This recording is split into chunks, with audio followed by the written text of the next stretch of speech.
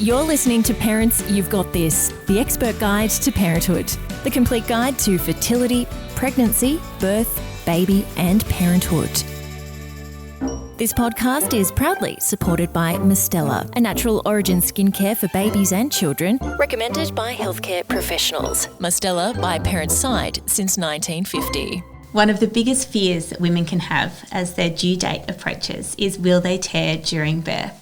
Today we welcome back into the expert chair our obstetrician expert to put all our minds at ease. Dr. Peter Jurcevic is an obstetrician and gynaecologist with more than 27 years obstetric and gynaecological expertise. He specialises in high-risk pregnancies and is one of the Australian pioneers of the Maternally Assisted Cesarean. Thanks so much, Peter, to come back and talk to us all about vaginal tearing. My pleasure. How does a vagina tear during birth? Okay, so I can give you some statistics to get a sense of how many women are affected, and we'll focus on women having their first baby.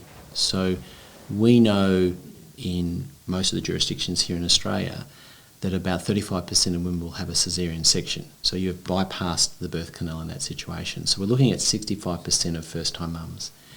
And of that 65%, at least 50% will have pushed the baby out themselves, and there'll be 15% that will have needed some help using the forceps or the vacuum.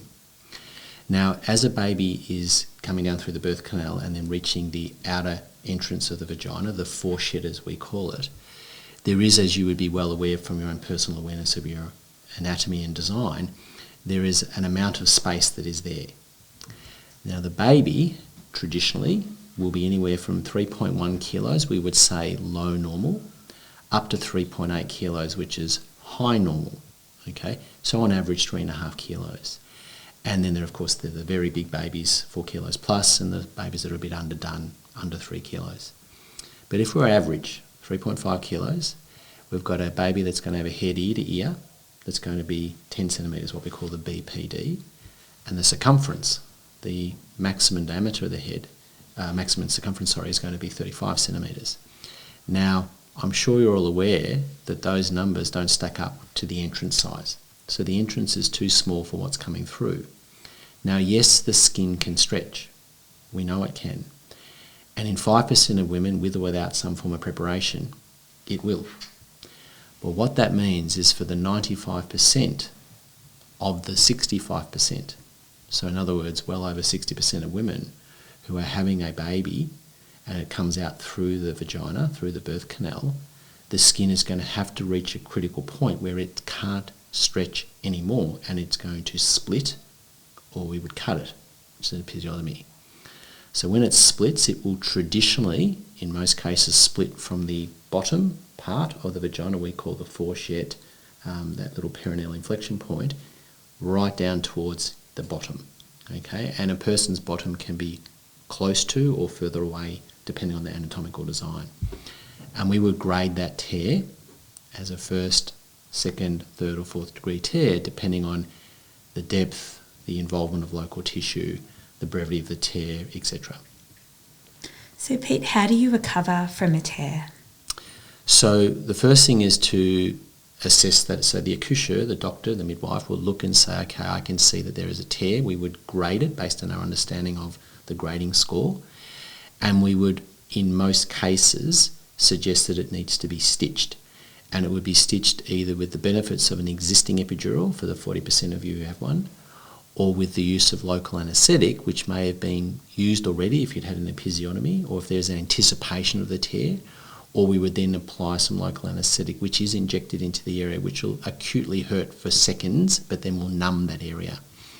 And then we would stitch it back. And how you would then recover would be determined by the brevity of the tear, your own personal healing, the appropriate analgesic pain relief supports you're given, ice applications to reduce swelling, and a recommendation on the appropriate level of hygiene that you would need to have. And in general terms, it's not a requirement to have salt baths or over scrub it with soap, etc., or apply regular disinfectants. The simplicity of, if you have a shower with a shower head that can be removed, like a shower head spray, just to spray the area and then pat it dry afterwards would be the appropriate level of cleanliness for most women, and give it time. Yeah, and how long is that time? Does it change depending on the brevity of the tear? Yeah.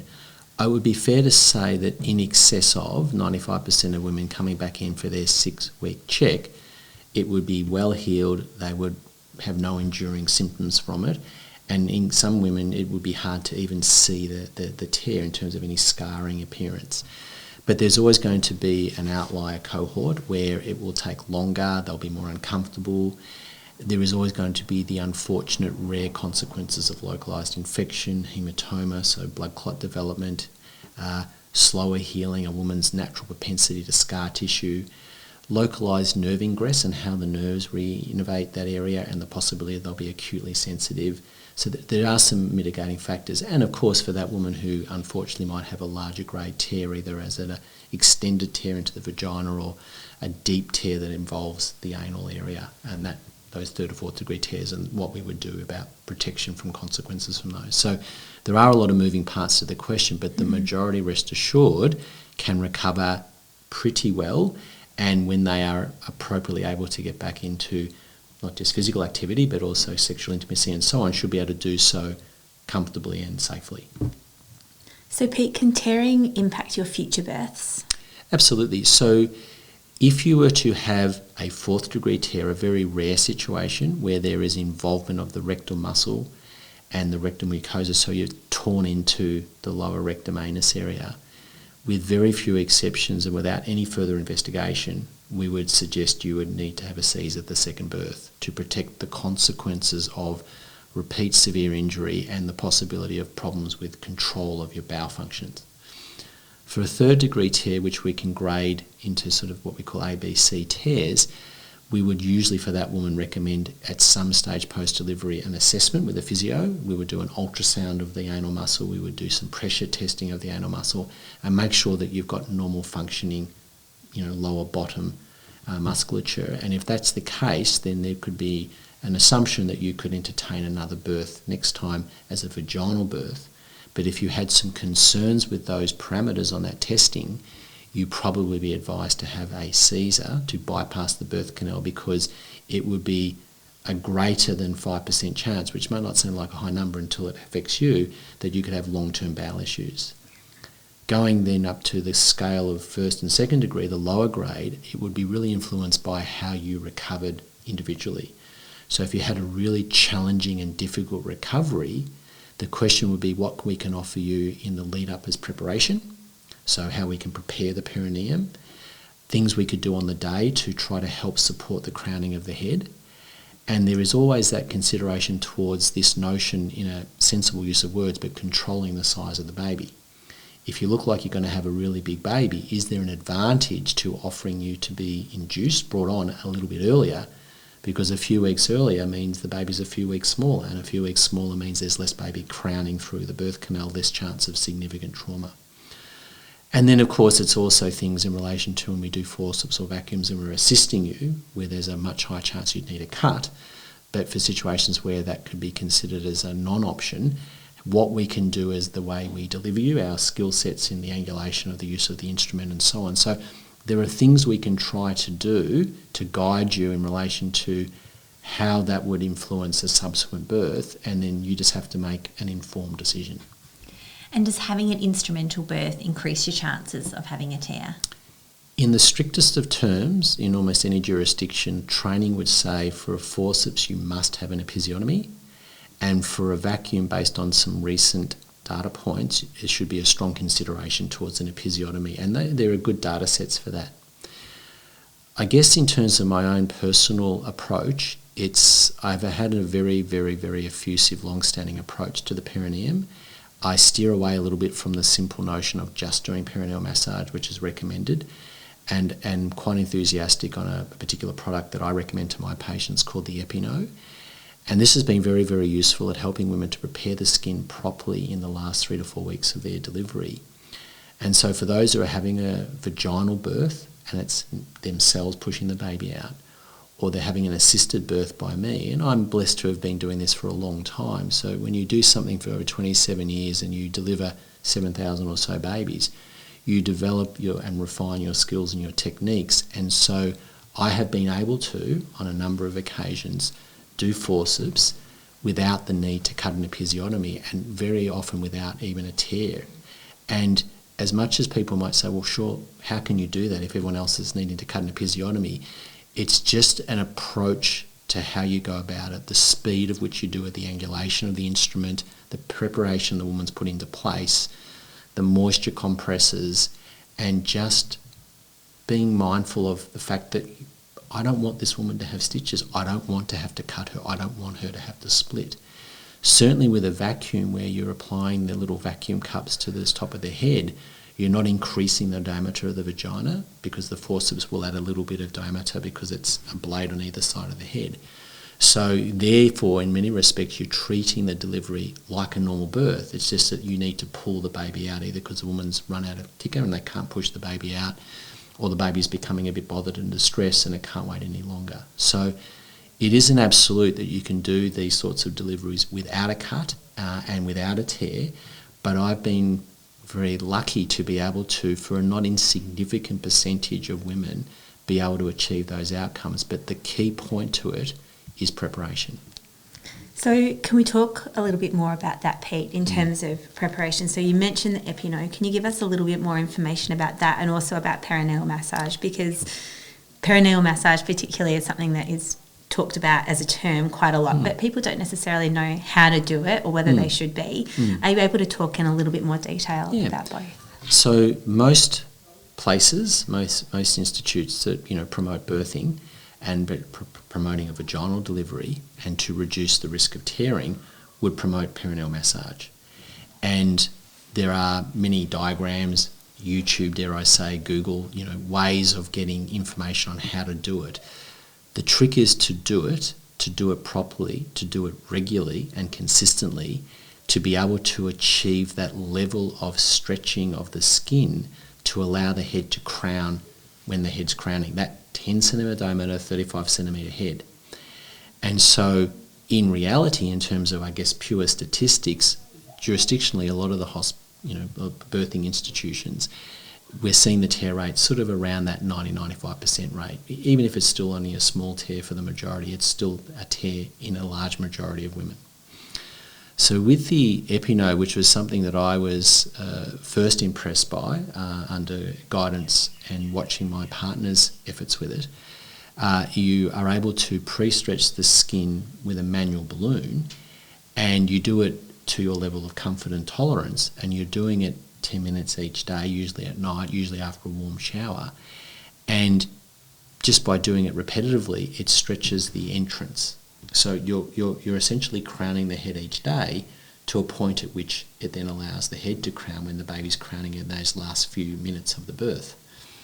Now, I have been able to see quite comfortably over 30% reduction in the brevity of tears or tearing period. As I said, the ability to be able to do assisted births without episiotomies and so on in a percentage of women. And that's an advantage to the patient, and it makes it easier for me when I'm doing those deliveries with them. And again, warm compresses and attention to speed and so on. Now, the important thing about the product is you have to pay for it. There's no rebate, okay?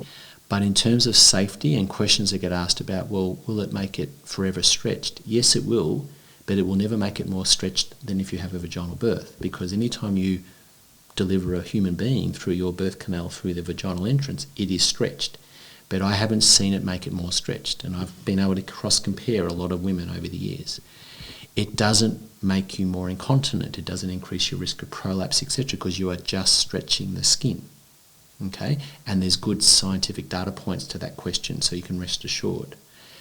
So the aim of it very simply is, can I minimise the need for this woman to have a cut or a tear, period, or a significant amount of stitching afterwards? And the product has proven to be very useful when used well, and then obviously with the management strategies on the day. So my personal opinion is it's excellent, but I urge you to speak to your care provider, make your own independent decision. You talked before a little bit about anatomy, but what about DNA, our ethnicity, our collagen levels? Does this play a part into whether we may in fact tear or not? Yeah, look, being very mindful when you might mention cultural circumstances or specific situations and making generalisations and being very mindful of that. It's a simple fundamental reality of my job that my job is to risk manage. So I would know if I looked after a woman from Southeast Asia. I would be mindful of her tear risk. I would be mindful of a woman who is Indian or Sri Lankan. I'd be mindful of her tear risk. And I can say that because 7,000 deliveries later, I see the difference between a 5'10" Caucasian woman and a 5'4" Indian woman in the tear outcome. It's just a statistical reality. There are certain women with very, very pale, freckly skin and dare I say may have ginger red hair. There is an association with that and tearing. So there must be something about the skin type and the genetics, etc., that can make a difference. There are going to be certain situations where women are predisposed to big babies all the time, and big babies are big babies, and the birth canal doesn't change in size during the pregnancy, but the baby can certainly motor along, and gestational diabetes and so on, things that can influence a baby's size. And then of course assisted births, if we have to do an assisted birth, which every obstetrician, I would presume, is always very mindful and very careful with their technique and their processes. So I'm always thinking ahead to that with every woman, but in particular to certain cohorts. And I would be always thrilled if I was looking after a woman who was Indian descent or was Asian descent, who was comfortable to try the Epino, because I've seen some terrific outcomes that I perhaps would not have otherwise seen in that cohort of women without that preparation. And yes, please do perineal massage and so on as well. Feel free to. But my experience has been the Epino has been a real deal breaker for a lot of those women. It's not a magic bullet. There's no 100% in medicine. The only 100% guarantee for not getting a cut or a tear of the perineum is if you have a Caesar. That's the only 100% guaranteed. Fantastic, Pete. Thank you so much for talking to us all about this important topic today. You've helped lots of people and helped put lots of minds at ease, I think, too, in understanding the things that we can do to prepare, and also that doctors at the end of the day are just there to help us, to give us the best birth outcome that we can possibly have. So thank you very much. Pleasure. A huge thanks to Mistela for sponsoring this episode. Did you know that children of parents with a history of eczema, allergies or asthma have a high likelihood of having eczema-prone skin as well? Mistela's Stellatopia range is specifically formulated for eczema-prone skin. Fragrance-free, it soothes, protects and strengthens the skin barrier. Stellatopia products from Mistela go through 450 tests and measures to ensure safety and efficacy, and they are dermatologist and paediatrician tested. Mistela is our family's favourite. You've been listening to the Expert Guide to Parenthood podcast, and never forget, parents, you've got this. Join a Parents You've Got This masterclass today to be prepared, excited and educated for pregnancy, birth, baby and parenthood. Visit www.parentsyou'vegotthis.com.au and sign up for a masterclass today. The information provided in this podcast is general in nature and is intended to support, not replace, a discussion with your doctor or healthcare professional. Parents You've Got This take no responsibility for any medical decisions made by individuals based on the information provided in this podcast.